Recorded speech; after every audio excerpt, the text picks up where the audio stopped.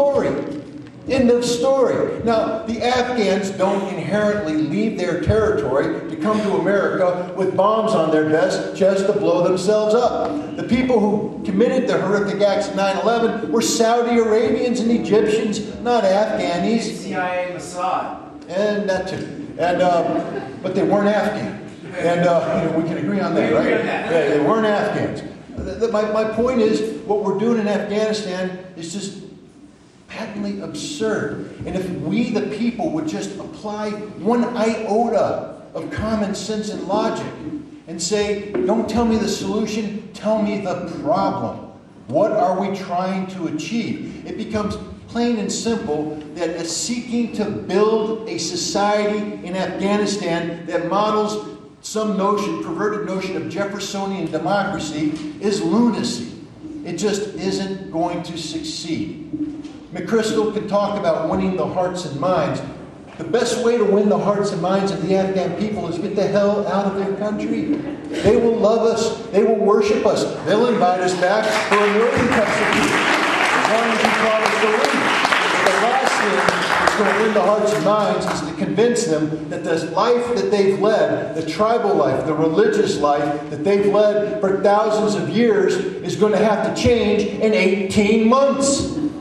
It isn't going to happen. If you read the reports that come out of Pakistan about the hunt for Islamic fundamentalists in Waziristan and Swat, etc., read the reports of American military troops maneuvering in Afghanistan, in Helmand province, Kunduz, and other places.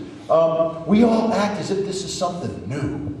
My God, this is a new experience in Afghanistan. American troops are over there, and we're going to get it right.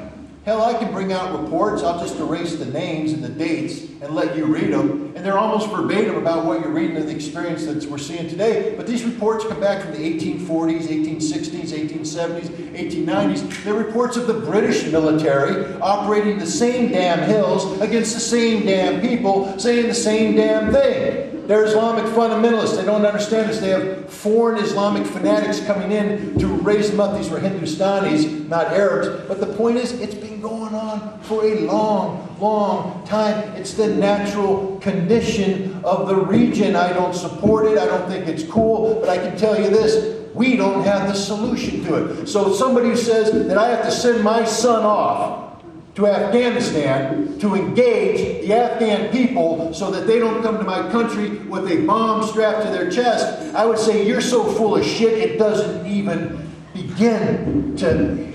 I want to strangle you because you're stupid, you're dumb, and I don't mean to insult anybody. That's the only response that's worthy of that kind of lunacy. There is no threat coming from Afghanistan. There is zero threat coming from Afghanistan. We will not resolve this with a military solution. We will not resolve it with any American-based solution. America simply doesn't have the tool set necessary to deal with that situation. It's an Afghan problem. It requires an Afghan solution. And let's get the hell out of Afghanistan. It's the same thing in Iraq. You know, the Iraqis weren't part of any global conspiracy to attack the United States. It took an American invasion of Iraq for Americans to start dying from Iraqi hands.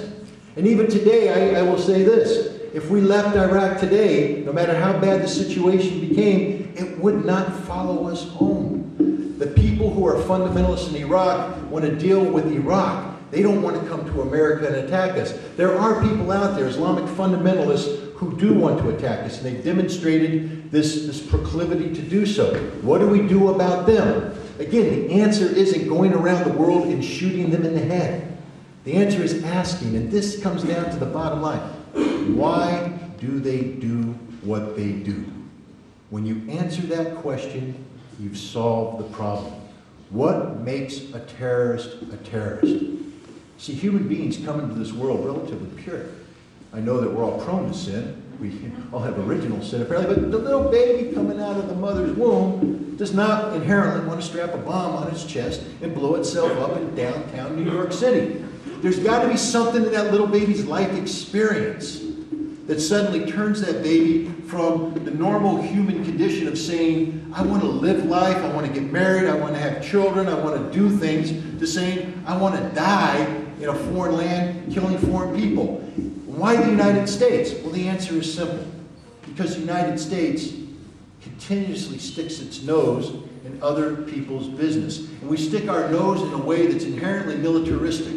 We stick our nose in a way that is inherently violent. So when we bring interference, violence-based interference into somebody's life, and we disrupt their life, when we create the conditions where there is homelessness, where there's no health care, where there's no medical care, where we are responsible for the deaths of people, we bring around a situation where people have no choice but to strap a bomb on their chest and try and deal with the problem that has manifested itself. I'm not saying that what they're doing is right. What I'm saying is this is why it happens. They don't wake up one morning and say, I just want to blow up Americans because they watch TV and they drive cars. They say, I want to blow up America because American foreign policy has manifested in a way that killed my little sister, killed my brother, killed my father, killed my mother. And that's what we have to deal with, ladies and gentlemen. You want to stop them from bombing us, then we got to stop bombing them. We got to stop going over there. We got to stop